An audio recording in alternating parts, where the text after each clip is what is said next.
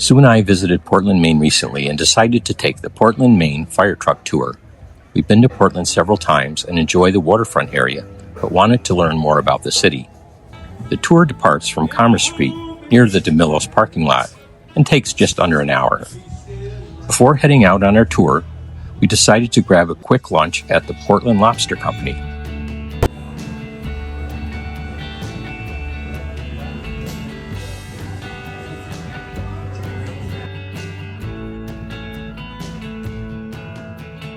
The meal was great and we had a nice view of the marina. We purchased our tickets at a ticket booth on the street. The cost for adults is $41, and there are discounts for children and military. You can also book your tours online. Anywhere from 500 to 1,200 gallons of water and had the ability to pump up to 750 gallons per minute, depending on what the municipality had specified when they ordered it.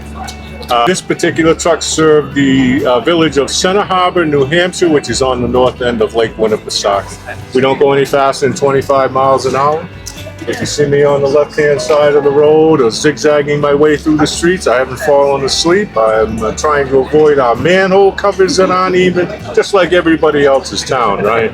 You get to know the streets, you get to know the streets. So trying to make your ride enjoyable and comfortable for everybody. But on the occasion you do get bounced around, try to remember that it's not the truck's fault, it's not the driver's fault, it's the asphalt. That's what happens. So well, we're going to take our time, sit back and enjoy. We'll get you back here in a couple of days.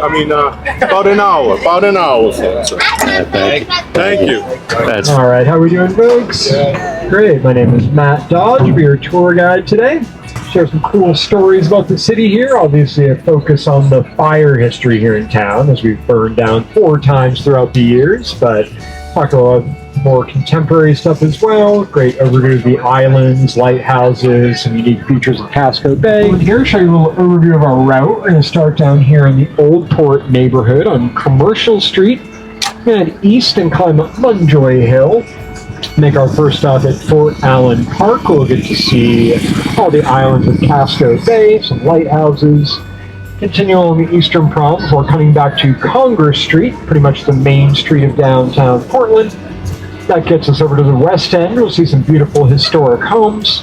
One final stop at Victoria Mansion, the architectural highlight of our tour. Get you back down here within the hour. All right.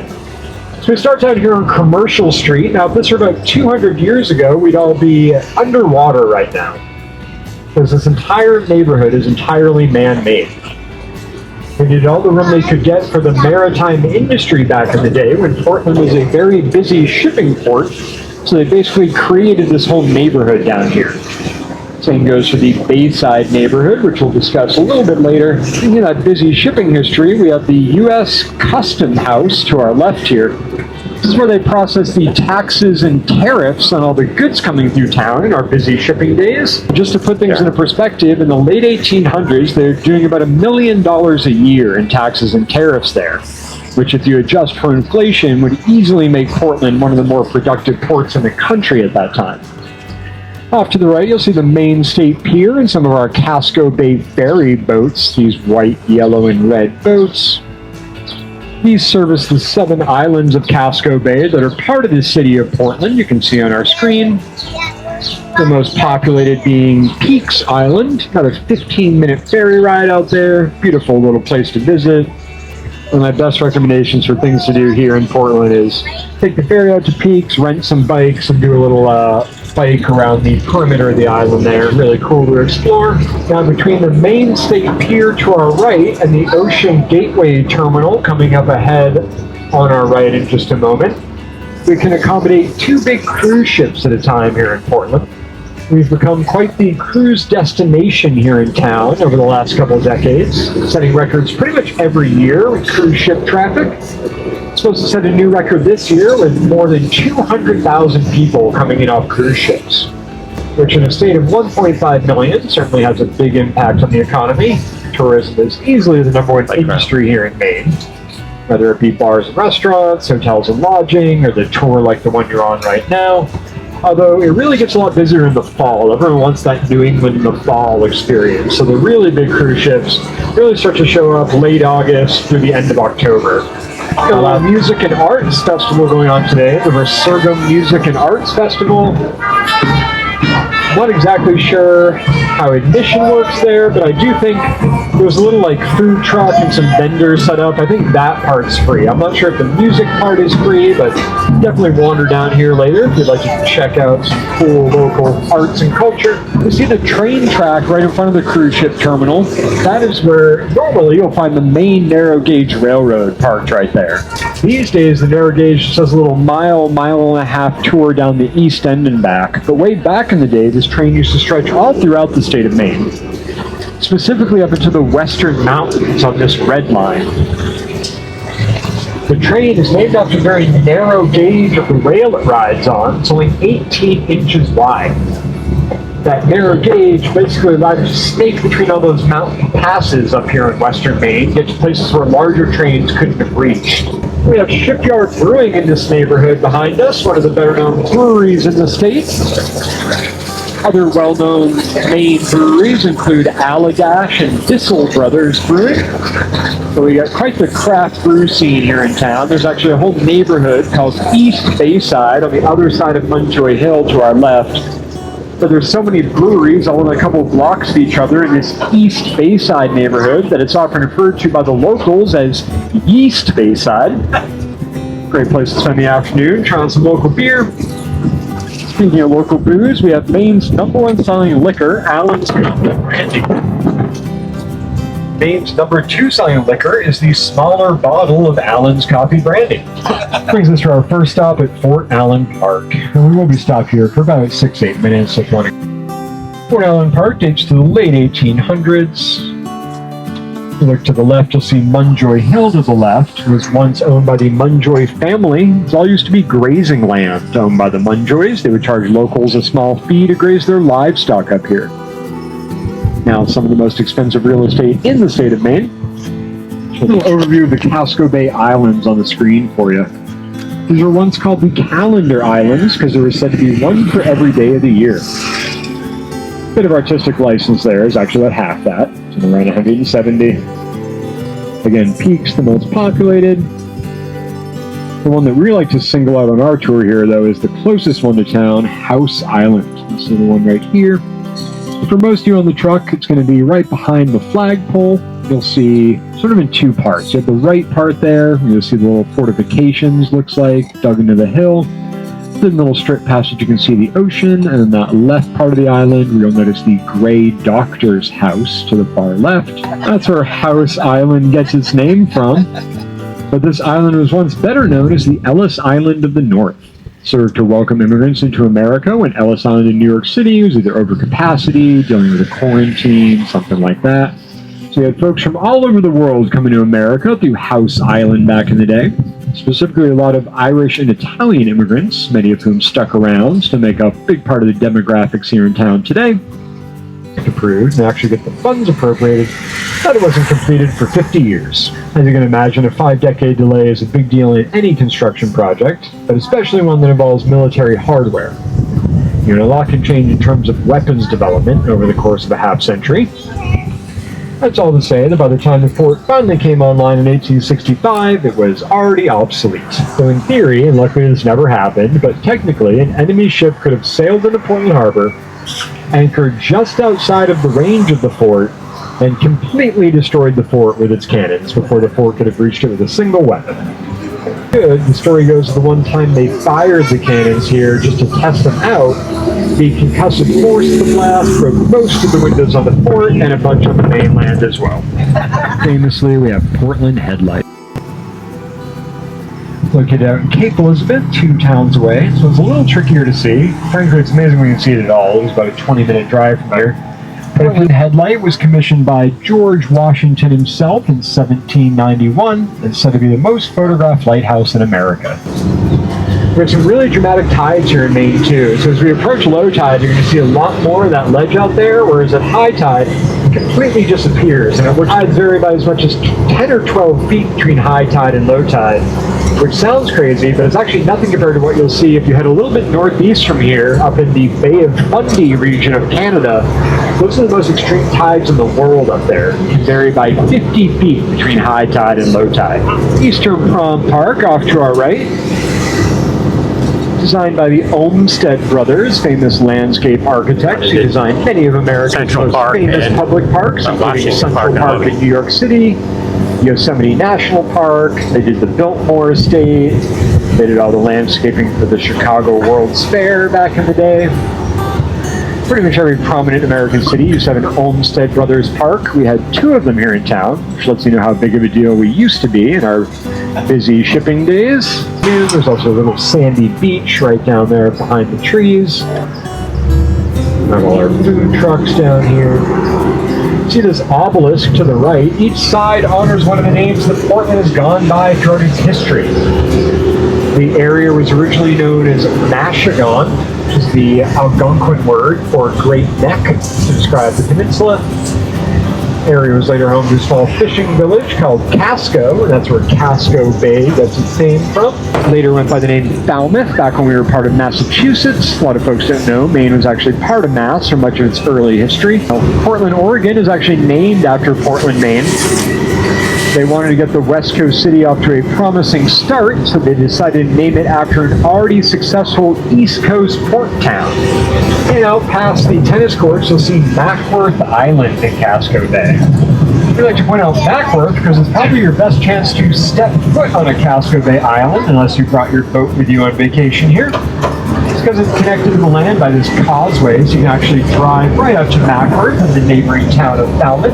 Much of the island is a state park, so you can drive out there, pay a small fee. There's a beautiful nature walk along the perimeter, great little rocky beaches, perfect for a picnic, lunch, or dinner. Literally find a pet cemetery. The governor was an avid hunter, and one of his requirements was that the island house all his hunting dogs and horses, that they'd be allowed to be buried there. A little Portland geography as we head up the hill. You can see Bat Cove right behind us because Portland is peninsula shape.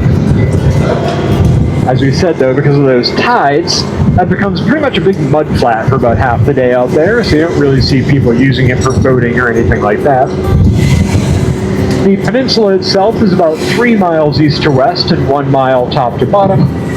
As I said, much of that old port area has all been man-made. Same goes for much of that Bayside neighborhood where the breweries are located.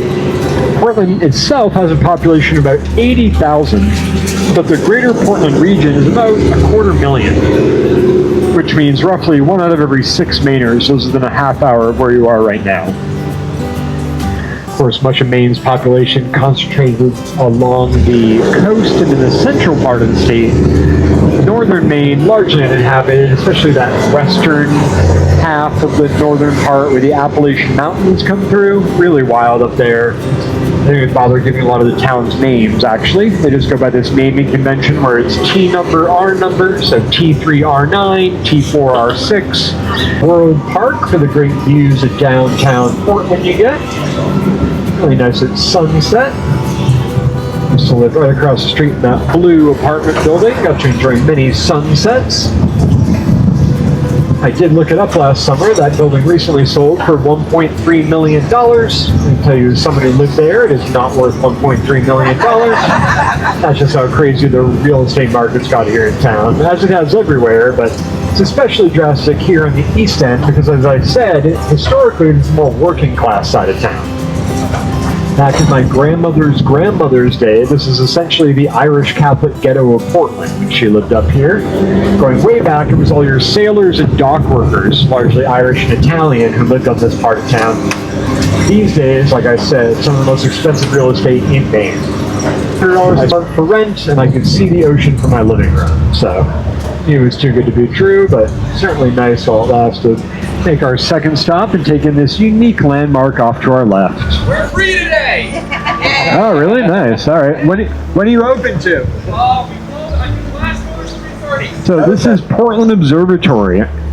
It might look like a lighthouse, but it's a lot more unique than a lighthouse. This is one of the last remaining maritime signal towers in the country. So back in the day before wireless communication, you need an easy way to talk between the ships and the shore in a busy port town like Portland to work out all the logistics of the shipping industry. You would communicate using these maritime signal flags you can see on the screen. If you're one of the many ships waiting for your turn to come into harbor, you'd fly a series of these flags from the mast of your boat. They could read the flags from the top of the observatory, fly their own corresponding flags to basically work out all the details. If you're one of the many dock workers who live in this part of town, the observatory also basically doubled as the job postings board. Basically just look up at the flags and know when you need to show up for work that day based on which ones are flying. He said they do a great tour up there. Certainly get your steps in as you climb to the top. A really beautiful view on a clear day. You can see for miles and miles up there. And while we're stopped up here, we're getting the first big fire of our tour. As we mentioned at the start, big reason we're in a fire truck is because of Portland's rich history of burning to the ground. Happened 4 times throughout the years. We focus on the latter 2 in our tour in 1775 and 1866. The first 2 were very early days here, largely raids by indigenous tribes and some of the early settlements. This first fire, though, first major one that we cover, was known as the Burning of Falmouth in 1775. So obviously, 1775, Revolutionary War times. The British had just suffered a major defeat at the Battle of Lexington and Concord. They arrived here in Falmouth with a bit of a chip on their shoulder, under the direction of British Captain Henry Mowat aboard the HMS Casco. And then 3 other ships rolled into town, told the people of Falmouth they had a half an hour to either pledge their allegiance to the King of England or get out of town. True to his word, after half an hour, Captain Mowat opened up fire on the city. Over the course of the next 9 hours, they shot an estimated 3,000 cannonballs into the peninsula. Now, all that grazing land I mentioned, which would have been on the left side of the truck, after both of these big fires, was used as emergency housing. Folks spent up to a year living in canvas tents on the side of the hill while their homes were rebuilt, which, as you can imagine, is a very chilly way to experience a Maine winter, especially on the very blustery coast here. Now, you'd think that British Captain Mowat would have been celebrated for such a successful attack on an enemy city, but it actually ruined his career. He had not been told to burn down Falmouth. Had the British been able to win the war, they would have liked to have it still standing because of its strategic importance. So he kind of got himself blacklisted throughout the rest of his naval career for getting a little overzealous here in town. Speaking of local culinary delights, we have another highlight to mention as we come up on India Street to our left. This was historically the center of the Italian community. If you go halfway down India, you'll find Amato's Italian Sandwich Shop. Now, depending on where you're from in the country, that ham, cheese, veggie sandwich that you all know as a sub, hoagie, or grinder is an Italian here in Maine. It's actually named after the Italian dock workers who need a quick and cheap lunch. So they'd come up to Amato's on their lunch break, where they'd make these affordable sandwiches, get everyone fed, and get them back to work as quickly as possible. Start off with your Amato's Italian sandwich. Get a bag of Fox family chips to go with that. Local potato chips made here in Blaine, Maine. The official Maine state treat for dessert, a whoopie pie. We claim to have invented them, so does Pennsylvania. A bit of a bone of contention there. But I'm not going to fight with anyone who could put up a barn in a day, so they can have it if they want. The most polarizing part of our meal by far would have to be the beverage. That would be a Moxy soda. If anyone's tried Moxy before, I don't see any looks of disgust, which normally tells me not. It's the very definition of an acquired taste. Moxy, flavored with gentian root, gives it a sort of bitter, syrupy, medicinal taste. It makes a lot of sense when you learn it was originally marketed as Moxy Nerve Food. Not a stimulant, but invigorates and nourishes the whole system. Portland City Hall, when you just pass right above the entrance, you'll see this gold phoenix emblem and the Latin motto Resurgam. That's Latin for I'll rise again, and that, along with the phoenix, sort of speaks to the phoenix from the ashes spirit of a town that's burned down so many times. Whether it be our cold winters or our bitter sodas, we just think it makes us a little bit better than everyone else to go through hard things here. Speaking of burning down, the First Parish Church right behind us. was originally the first parish meeting house, but that burned down during that British attack in 1775. When they went to go rebuild the church here, they found so many of the cannonballs from that attack lodged in the wreckage that they pulled a couple out, and they serve as the centerpiece of a chandelier that still hangs in the church today. Monument Square, the center of downtown Portland, started the Arts District here, which stretches from Monument all the way up to the Portland Museum of Art in about 6 blocks. Named after the Portland Sailors and Soldiers Monument, honoring those who fought in the Civil War. As you explore town today, you're probably mostly going to want to stick to the Old Port area and the Arts District. There's not a bad part of town by any means, just a lot more going on in those areas. Coming up on our right is the oldest standing single-family home in Portland, the Longfellow House. Where American poet and author Henry Wadsworth Longfellow spent much of his adolescence, attached to the Maine Historical Society, which offers tours. You might know Longfellow for his poem Paul Revere's Ride. This is the middle of the Arts District, anchored by the Maine College of Art and Design on our left here in the old Porteous Mitchell and Braun department store building. A lot of great bars and restaurants in this stretch of Congress as well. Great seafood here, obviously, but really good food from all over the world. Everything from bagels and boba tea to some great Italian at Benny's, crazy burgers at Nosh. Cool board game bar, if you're into that, at Another Round. You can try some local beer and play some board games. We're a big producer of potatoes here in Maine, up in Aroostook County, the big county that borders Canada. Produces something like 10% of America's potato crop. We use those potatoes in a wide variety of dishes, everything from our potato donuts and one of the more popular pizzas up here at Otto's on our left is mashed potato bacon scallion. So basically a loaded baked potato on a pizza. But my favorite use of Maine potatoes, if not Maine vodka, would probably be a locally beloved treat known as a Needham. Needhams are basically the original version of a Mounds bar, little chocolate-covered coconut squares. The original Needham recipe calls for coconut, mashed potato, and paraffin wax. The Hay building behind us, very similar to the Flatiron building in New York City, though it actually predates it by 50 years. And the Portland Museum of Art right next to it, large brick building. Just make our way into the west end of Portland. It's a little bit. We're coming up on Longfellow Square on the left in just a moment. We're going to be able to see a statue of Henry Wadsworth Longfellow seated in his chair. Also a good chance to get into some of Portland's Prohibition-related history as we make our way into the west end. Maine was actually a leader in the Prohibition movement back in the day. And I know Prohibition might seem silly these days, but it did serve an important purpose back in Portland's busy shipping days. We were a hard-working port town, and what goes with hard-working? Not hard drinking. So things got a little rowdy here back in the day, to put it mildly, which led us to be right on the forefront of this Prohibition movement. Places you get a drink here on Congress Street alone. From bars and restaurants, even just general stores that put out a barrel of rum punch on the sidewalk. Could walk by after work, drop a coin in the box, take a ladle full of rum punch, and get your happy hour started a little bit early. But as I said, led to some problems, which led Portland Mayor Neil Dow, whose Dow House you'll see right here, to be right on the forefront of Prohibition. He was known as the godfather of Prohibition. There was only one problem with the mayor, as like all too many politicians, it seems like he was a bit of a hypocrite. Didn't exactly practice what he preaches. Quick aside to point out Portland's best bakery, Tandem Bakery back there. Really incredible baked goods. Although a close second is Standard Baking down on Commercial, which will be right near where we end our tour today. Maine that has been the birthplace of many famous Mainers. Some notable folks who grew up in Portland include actresses Liv Tyler and Anna Kendrick, as well as award-winning tour guide Matt Dodge. This is the original Maine Med building dating back to 1874, right off to our right. You can see Mount Washington on a clear day up here. I don't think today is that day, but tallest point on the East Coast, usually be seen right off the side here.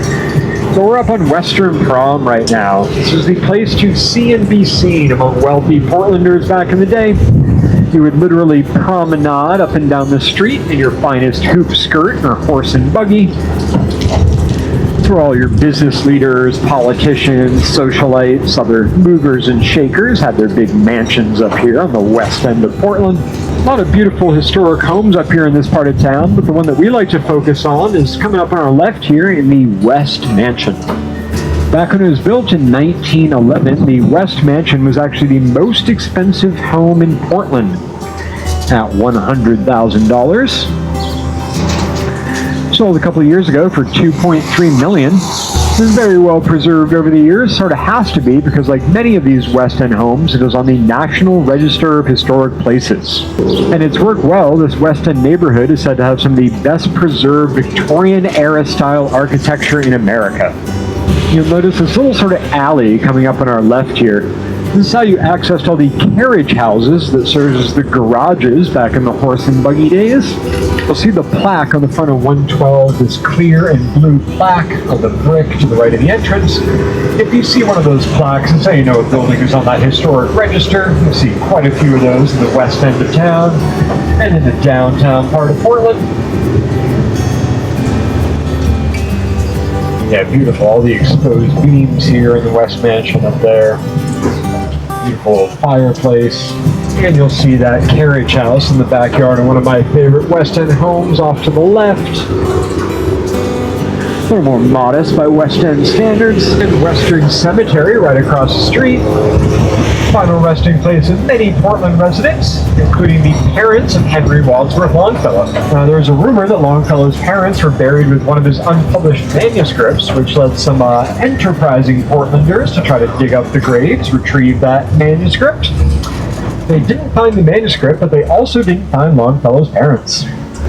Another historic home as you make the turn, the greenish house here is actually the Brown House in the Harrison Bird Brown House. It was once the home and studio of American landscape painter Harrison Bird Brown.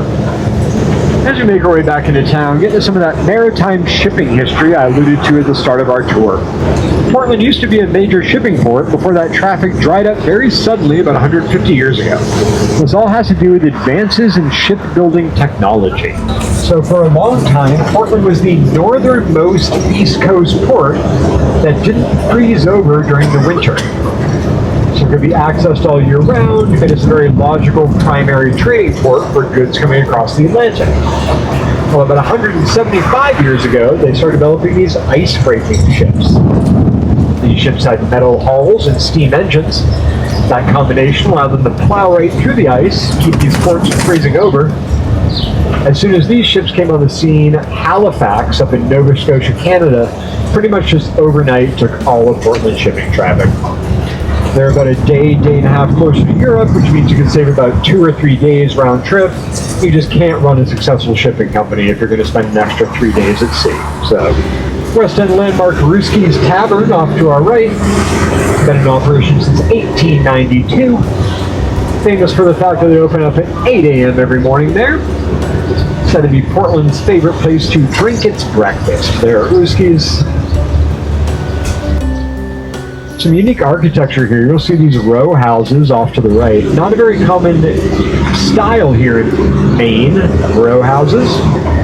The reason we have them here in town is actually because of a tax loophole. For a brief period, they started taxing homes based on how many walls they had. So developers figured out that to build these row houses, have as many walls, pay out as much in taxes. They closed that loophole pretty quickly, but not before we got some cool buildings out of it. We have those ones back there. There's another very colorful set coming in up about 2 blocks on the right that we call the mustache houses, for reasons you'll see in just a minute. So you go through the intersection, you'll see the Maine Irish Heritage Center off to our left. Once one of the larger Irish Catholic churches in the city. You go down State Street to the right, at the Casco Bay Bridge, mile-long bridge. And brings us to our final stop at Victoria Mansion. Victoria Mansion, not built in the Victorian style, but rather the Italianate villa style out of brownstone. It's a very innovative home at the time it was built. It was one of the first in town to have running water on the second floor and gas lighting. Been very well preserved throughout the years. by a non-profit that runs it as sort of a museum there. They do a really great tour. Definitely worth checking out if you're into historic architecture. Here you can imagine it's the 4th of July, 1866. You're looking out the third-story windows of Victoria Mansion as your town burns to the ground for the second time in less than 100 years. Now, it doesn't take an experienced fire scene investigator to put together the clues here. We had a huge fire and the 4th of July. What could be the possible connection there? Well, if we're looking to scare the kids or grandkids, you can tell them it was two young boys who were playing with some firecrackers on a pier down by the water. It did not help that the pier is being used to store wood chips, and then a nearby warehouse is storing molasses brought it from the Caribbean to be distilled into rum. It was also a very windy day, as you can tell from our burn map. Strong wind out of the southwest stoked the flames, caused the fire to rip right through town, and led to what at the time was the most destructive fire in American history. We held that title for a short 6 years until we were overtaken by the Great Chicago Fire. So we got our claim to fame for a minute there. Everything from here all the way down to the water, entirely man-made. Many of these cobblestones that served as Portland's early pavement were originally ballast on many of the ships that came over. Pulled all these stones out, used them to pave the roads. And we have Wharf Street on our left. This is where all the wharves used to be located before everything got filled in. Not just a quaint little shopping district. I'd like to point out Tommaso's there, that teal sign, local watering hole. It's also where you'll find what we call the working man's lobster roll. That'd be a Maine red snapper hot dog. That goes back to Portland Lobster Company, right on schedule. Just want to thank everyone again for joining us here. Hope you had a good tour and learned a thing or two. If you enjoyed this video, check out some of the other videos on our main playlist. Like, comment, and subscribe so you don't miss any future content. Thanks for watching. Now get out and explore the world.